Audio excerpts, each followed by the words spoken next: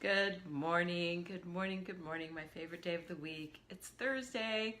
I'm running a little bit late this morning. I didn't get up late. I just had a lot of things I got to get done this morning before I go to class a little later this morning. So, anyway, I've been running around here like a chicken with my head cut off. You know, that's one thing about working at home too. When you have clients coming to your house for sessions, you have to keep your house clean like all the time, because sometimes I get a call that says, can you see me today, because I'm having a really hard time. So anyway, it's just one of those things. I have a morning routine. I have to get up and get her done. Hi, Mark. How are you feeling? Good, I hope. I'm going to see Mark on Sunday for some Indian food. I'm going to go try a new church. Not a new church. It's new to me. But it's a Unity church, and it's a very small Unity church in Mesa, and it's called Interfaith Community. And maybe you've been there before, but it's where my Reiki master Lisa and her partner Lance. Sorry, I've got hairs like tickling me, not hairs like growing out of my face, but you know. Lisa and her partner Lance. Lance works out of he does massage, and he does Reiki, and he does hypnotherapy, and his office space is right there as part of, in the same part of the building where this church is. And so anyway, I'm just going to go check it out. Sunday will be the 13th anniversary of the day I lost my friend Robert. And so on the 22nd of July every year, I try to do something a little different, a little special. And you know, when I was in Idaho, I'd always go over to the park in Boise and release some balloons, purple balloons, of course. And hi, Trudy. And but here it's too dang hot. As a matter of fact, I think it's been too hot in Boise lately too. Talked to my friend Vicky up there yesterday, and she said it's just been hotter than hell there as well. So anyway, so you know, each year I try to do something a little bit different. So I'm gonna go check that Unity Church out on Sunday morning. And I went to a Reiki share last night. It was really awesome. There were 12 of us. I had 12 of us doing Reiki, and basically there's 3 people giving Reiki to 1 person, and we keep rotating. We have 3 tables set up. And that was over at Interfaith, and Lance and Lisa put that together every month. So that's really super awesome, and felt really good to get some Reiki. I needed it, and I feel so good today. So it's, you know, it's one thing to give yourself Reiki, as most Reiki masters will attest to, or Reiki practitioners, but to receive it from somebody else, it's, I don't know, it's kind of magical. And I think part of it is just having somebody focused on you and like just totally holding that space just for you, so that you just feel really loved. You feel really loved, and it's a very nurturing thing. So anyway, I have a Reiki client coming in this afternoon after I get back from class. So hence the reason I'm going scurry this morning. Today's chapter in our 40-day Mind Fast Soul Feast by Dr. Michael Bernard Beckwith is called The Praise Phrase of the Heart. The praise phrase of the heart. Say that fast 3 times, right? Enter into his court with praise, says the Holy Bible. When you develop favorite praise phrases of your own, you catch the realization that there is power in praise. When you become wedded to a phrase of absolute spiritual truth that reverberates in the heart, mind, and soul of you, the vibration of that phrase has the power to transform your life. You begin to see the world through the eyes of this praise phrase. Why is that?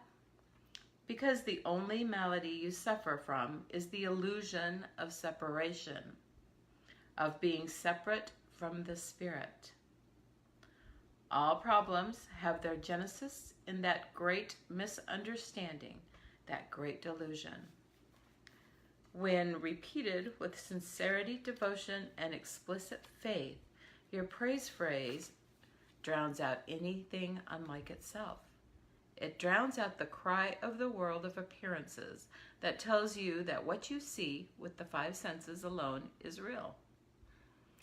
What most people call thinking is, for the most part, recycled opinion. It's really not thinking at all. Rather, it is repeated statements of density and grossness lodged in the collective thinking, the popular opinion of the day. All of your experiences are the result of your own self-contemplation. So when you talk to yourself and not to the world, when you listen to yourself and not to the voice of the world, you will hear the still, small voice leading, guiding, and comforting you. You will receive its feedback from every speck of space if you are receptive.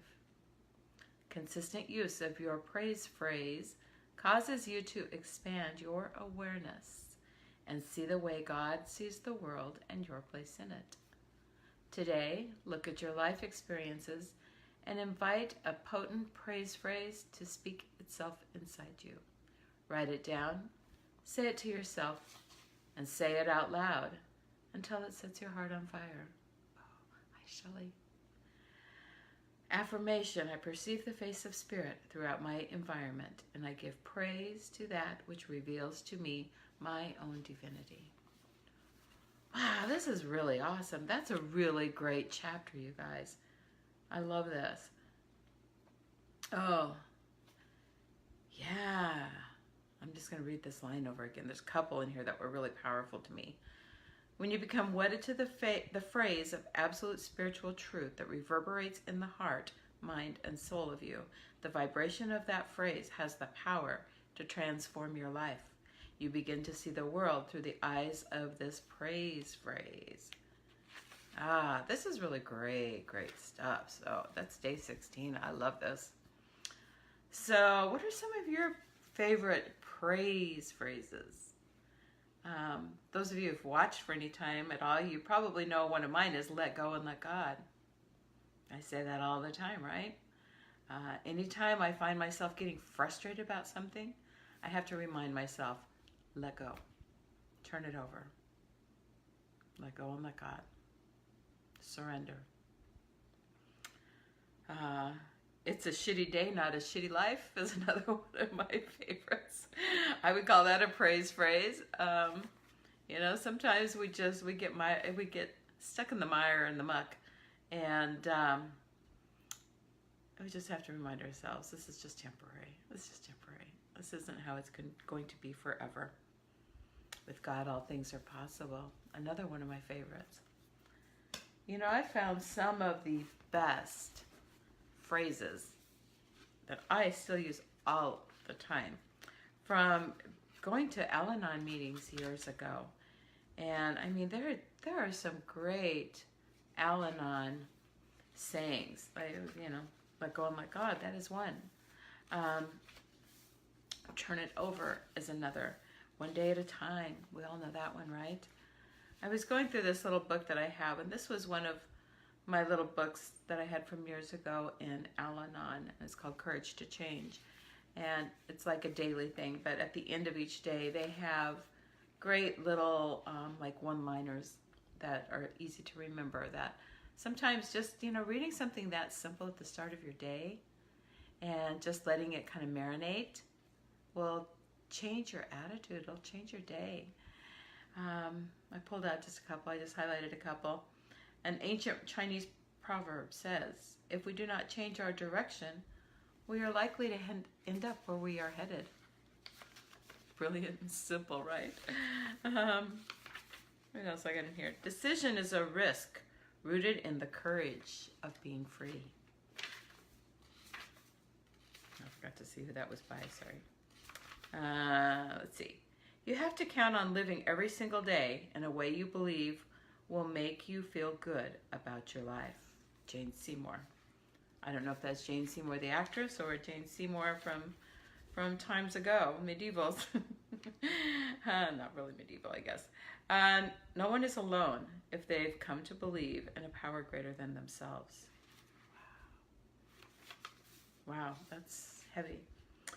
Guide me in all I do to remember that waiting is the answer to some of my prayers.